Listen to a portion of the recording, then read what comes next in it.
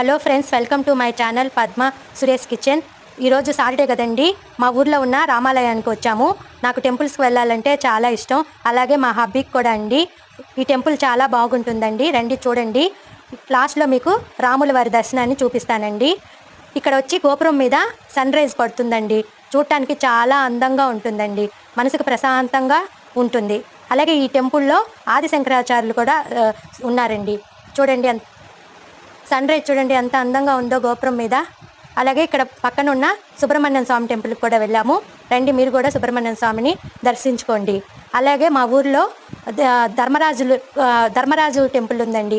ఎక్కడ కూడా నేను చూడలేదు. ధర్మరాజు, పాండవులు, ద్రౌపది, కృష్ణుడు ఉంటారండి ఇక్కడ. చూడండి మీరు కూడా, ద్రౌపది, ధర్మరాజు, కృష్ణుడు. ఇదిగోండి రాముల వారు, దర్శనం చేసుకోండి, మనసుకు ప్రశాంతంగా ఉంటుందండి. అలాగే కృష్ణుని కూడా